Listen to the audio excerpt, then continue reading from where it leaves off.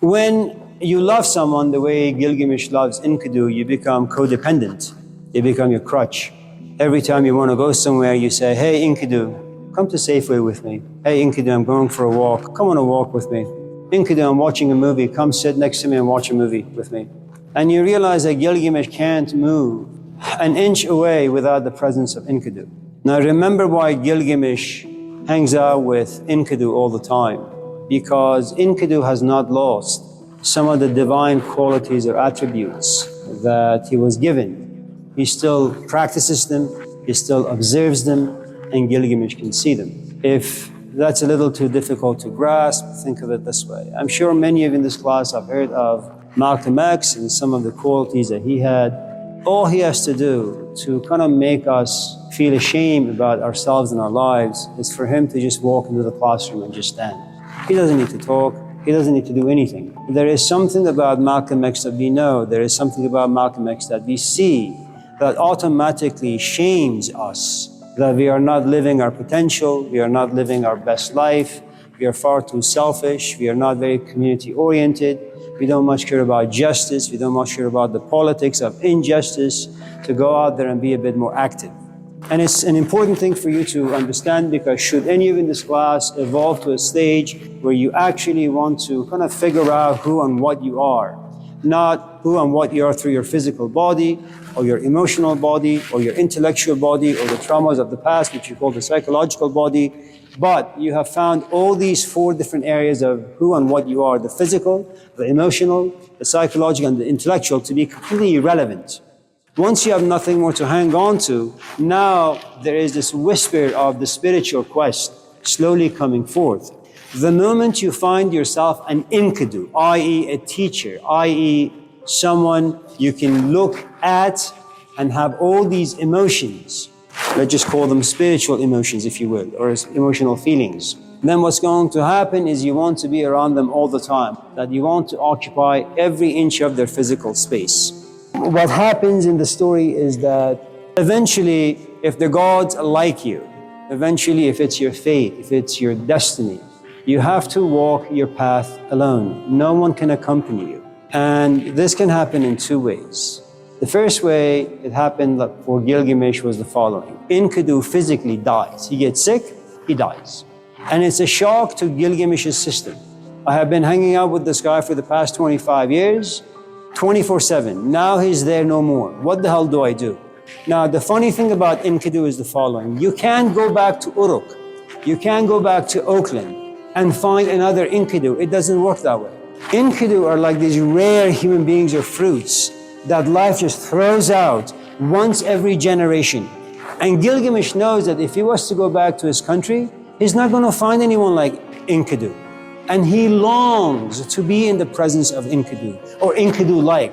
But he knows that city does not make people like Enkidu. You can't live in Oakland, be comfortable, see the people you see, and turn out to be like Malcolm X. It doesn't work that way. You have to see a horror show. Then you have to end up in prison. Then you have to somehow recover. Then you have to find an Elijah Muhammad. Then you have to get rid of the power that he has given you. Walk away completely. Who do you find like that in Oakland? No one. Now, when Enkidu dies, there is this great brokenness inside Gilgamesh. Where does he go? Well, he can't go back to Uruk, so he goes to a place unknown. He says, you know what? I've heard that there is this guy whose name is Utanapishtim, someone who's been given wisdom. Not wisdom of how to make money, not wisdom of how I can go back and fix my trauma, not wisdom of how do I make sense of the Gospel of John. If there is a soul, if I have a soul, I want the wisdom or a toolbox with which I can bring my soul up and see it. Now, the thing I wanted to talk about this particular scene in the epic is the concept of the notion or the reality of death. There are lots of people around us who die. If I was to be very, very honest, I don't care. And I don't care because I don't know them. I can't care for things I don't know. I can probably show some sympathy, maybe a little bit of empathy, but once I walk away, I will forget the entire thing. With death comes grief. My mom is about 80, my father is about 90. If I go home today and on my cell phone there is a message that mom or dad died or both of them died. I've known my father for about 60 years. I've known my mom for about 60 years. And I have a very good relationship with them. There is 60 years of history. And if I was to be a bit more honest, let me just take myself back to my perhaps 30s or 40s. Let's just say my father, who's older, and men usually die sooner than their wives. Let's say the news is dad has died. I'm going to cancel class for the next couple of months, go to Roseville. The first thing I will think about is my father is here no more. And I won't feel the full force until I get to Roseville and seeing my mom cry, wailing, screaming. She got married to this man at the age of 15. So I'm going to look at my mom and she's going to be screaming, and automatically I'm going to cry. Grief, it's always about loss. Now, what this loss or grief does is that it pushes me outward. I look at my mom, I feel sad. I look at the place where my dad sits all the time, he's there no more, I feel sad. I go back in time and revisit all the stories that him and I shared. Working at the car wash for about 20 years or so, I'll be a bit more sad. Then the politics of life will come in. My mom is 80. What are we going to do with her? Grief has now a different shade to it. It's a bit more political now. My life is busy, I'm a little older, a little sicker, a little more tired. The idea of taking care of my mom or having her move in with me is going to be a little trying or difficult. Then after some time, when the night quiets down, something else will happen. He said, Dad died, Mom isn't really that young either, she'll probably die soon as well.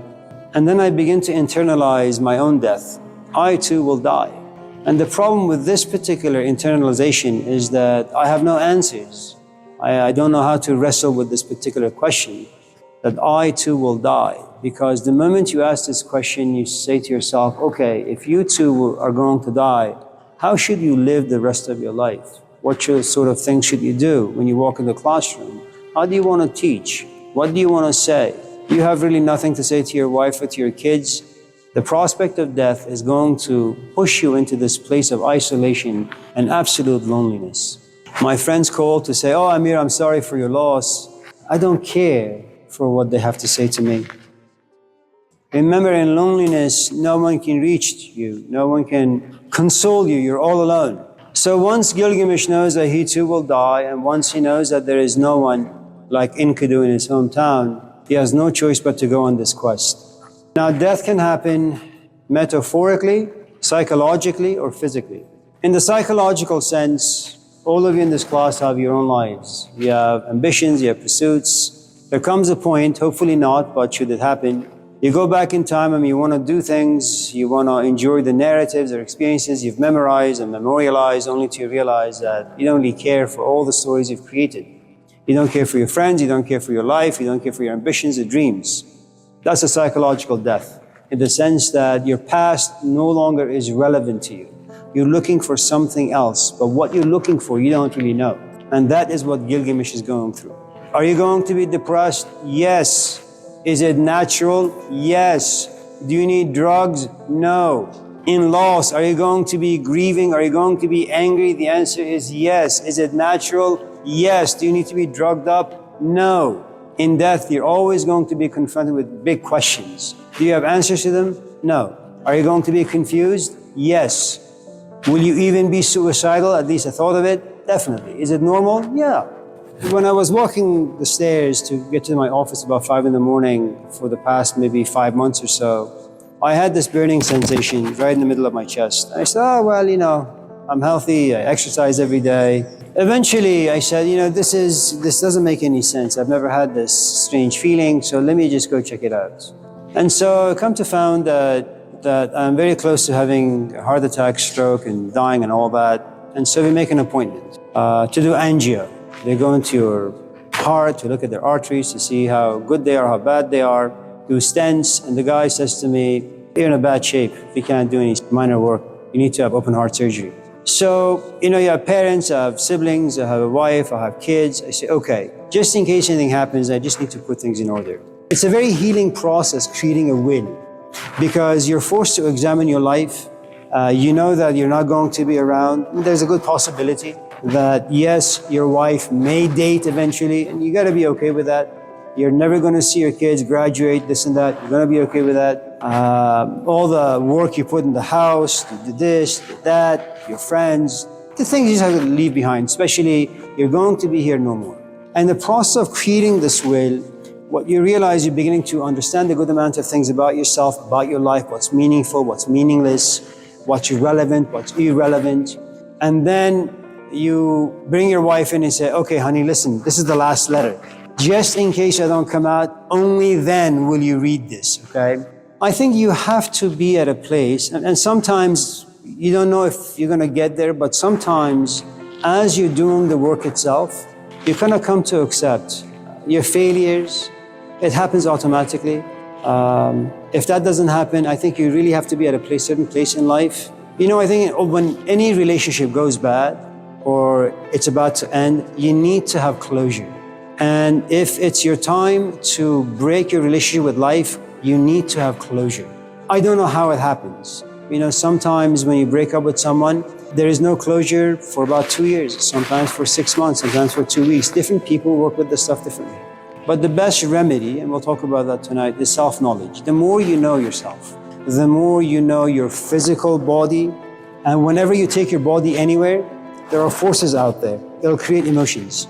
And it's only in time where you realize, well, if I didn't take my body to that friend's house, I wouldn't have been smoking, or maybe whatever, and then I wouldn't feel bad going home and then puking all night. And then you're going to have, it's also good to know your emotional body, in the sense that, you know, we all have emotions inside us, and we all have stories and narratives and memories of these emotions. And sometimes you say to yourself, was I really that stupid? I spent like 20 years of my life thinking about that particular emotion created by that particular person. So the more you know how these emotions come about, and the more you know what exactly it is that you want, you're going to create less emotions inside your body that you don't like. And then there is the intellectual body. We are kind of intellectual prostitutes. One day you read the Bible, one day you read the works of the devil, one day you hang out with the communists, one day you hang out with, I don't know, Christians or Buddhists or whatever, and then you're like a buffet of all these mishmash of ideas, and nothing works well. All you know is that, you know, you just like sleeping with Karl Marx, and you like to sleep with Dostoevsky, then you like to sleep with this. And at the end of the day, when someone asks, so what kind of ideas do you actually enjoy? You say, well, I like all of them, but the truth is you just have diarrhea. And so it's good to kind of figure out what exactly it is that you enjoy and just be focused on that. So the more self-knowledge you have, and remember when we talk about self, I'm not talking about the kingdom of God within. That's at the last stage for very, very, very advanced people. Know your past, know your present, know your physical body, know the sort of things you think about, how addictions come about, those things. The more you know, the more comfortable you can be in your own skin.